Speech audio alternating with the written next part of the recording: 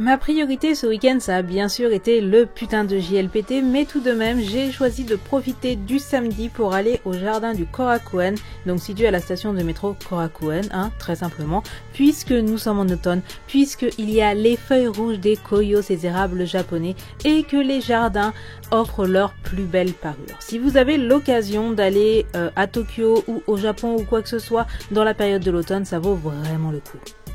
Il faut savoir que le Korakuen est situé juste à côté du Tokyo Dome, du coup en termes de calme on pourra repasser puisque en gros il y avait un concert à 15h de l'après-midi un samedi et on entendait à peu près tout. Donc c'est magnifique sans le son. Dans la vraie vie il y avait quand même beaucoup de monde et du bruit un petit peu désagréable, mais la beauté de ces feuilles, vraiment, on peut juste pas tester.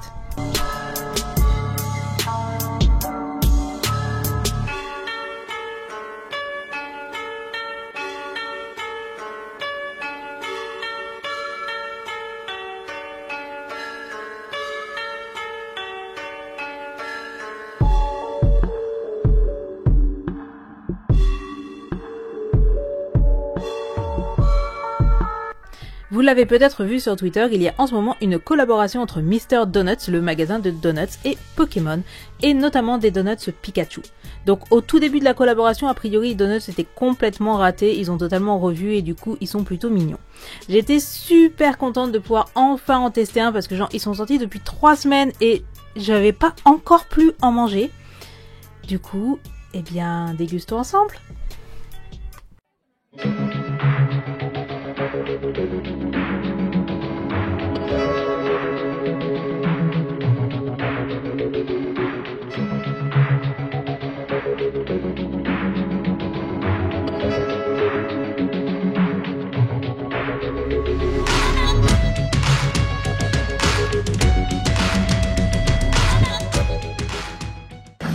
C'est à la banane.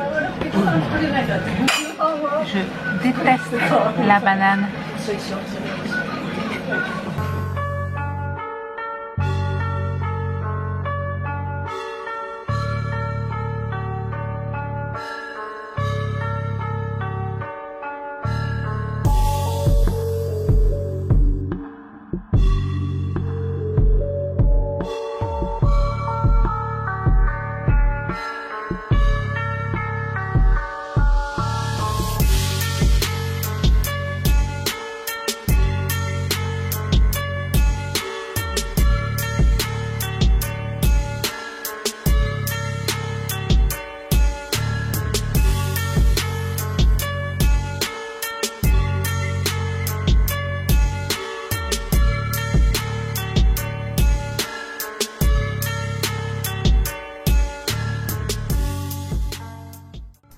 Dimanche, c'était JLPT. Au retour, j'ai un petit peu profité des illuminations de Noël quand même parce que on n'est pas des bêtes.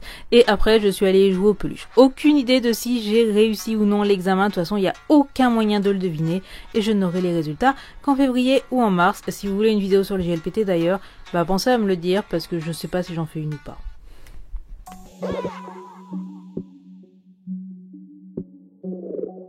Ça fait un petit moment qu'on n'a pas fait de côte à côte sur cette chaîne, du coup je vous emmène à Numabukuro, une petite banlieue totalement paumée à 7 minutes de train de Takadanobaba mais qui est sur la Seibu Shinjuku Line qui est tout le temps en retard. Mais il y avait le train Gudetama donc on pardonne. Et du coup il y a un cimetière qui est absolument magnifique et puisque en ce moment c'est l'automne, qu'il y a les feuilles rouges, eh bien j'avais envie de partager avec vous ce cimetière extrêmement paisible qui a directement rejoint mes cimetières préférés du Japon.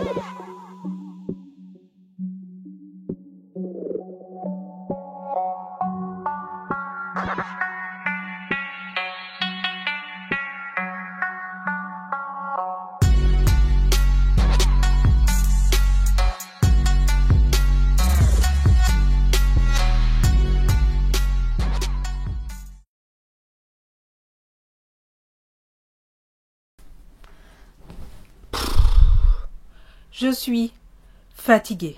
Je suis vraiment fatiguée, ce qui explique la raison pour laquelle ce vlog est très court, la raison pour laquelle il n'y a pas eu de vidéo cette semaine et la raison pour laquelle il n'y a quasiment pas eu d'article sur le blog. Pour être tout à fait honnête, ce début décembre a été juste absolument désastreux. C'est-à-dire que j'ai réussi encore une fois à me mettre à la fois une deadline de type JLPT, ce qui est quand même un examen qui demande une certaine préparation, un certain taux de révision, etc. Je suis tombée malade, ce qui m'a à peu près pourri une semaine et demie en entier. Et en plus de ça, eh bien j'avais un calendrier à finir. Vous ajoutez le fait que je travaille 45 heures par semaine, que je suis en mode course contre la montre depuis quasiment un mois et demi, que j'ai donc organisé un déménagement, etc. Bref, c'est l'enfer et je m'excuse pour mon absence complète sur partout sauf Twitter, hein, parce que Twitter reste l'endroit où je déverse mon brouhaha mental. Je profite de la fin de ce vlog pour vous rappeler que vous pouvez me soutenir sur Utip. Il vous suffit de cliquer dans la barre d'infos. Vous regardez une pub de 30 secondes, ça me rapporte 5 centimes et à la fin ça fait des chocs à pic ou des galettes patates ou des andouillettes. Bref, n'importe quoi. J'ai aussi le Discord qui est toujours ouvert et surtout c'est quelque chose qui m'a été demandé. Donc comme vous le savez, cette année je propose à la vente un calendrier avec mes illustrations. Vous pouvez aller les voir en barre d'infos, etc. Mais il y a plusieurs personnes qui m'ont dit bah tes illustrations c'est bien mais c'est pas du tout mon délire et ça je le comprends à 100%. Du coup j'ai fait un deuxième calendrier parce que a priori j'avais pas assez à me surcharger, qui est un calendrier composé de mes photos du Japon. Donc c'est un calendrier qui est un petit peu plus petit, la photo elle est en 16 par 21 et qui du coup est moins cher, il coûte 12 €. Et il y a 12 photos du Japon. Du coup, si vous avez envie d'un calendrier qui soit pas trop cher, qui ne soit pas illustré mais plutôt avec des jolies photos du Japon, je vous invite juste à aller au moins jeter un œil et bah peut-être que ça vous intéressera. Si c'est le cas, merci beaucoup, ça me permet d'essayer de survivre dans ce monde et de ne pas péter un câble.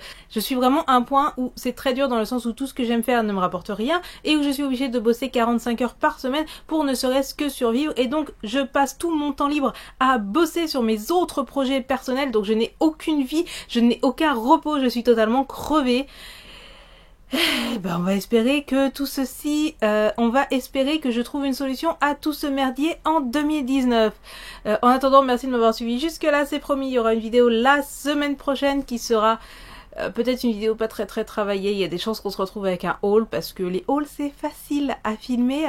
Tout simplement parce que là je vais me concentrer pour filmer un maximum de vidéos pour pouvoir les monter pendant les 2 semaines où je serai en France. Puisque je suis en France du 14 au 27 décembre. J'ai hâte de bouffer, j'ai hâte de boire de la bière et j'ai hâte de me reposer, même si nous savons parfaitement que je ne vais pas du tout me reposer. Sur ce, n'oubliez pas d'allumer la lumière. On se retrouve la prochaine fois. Tchuss!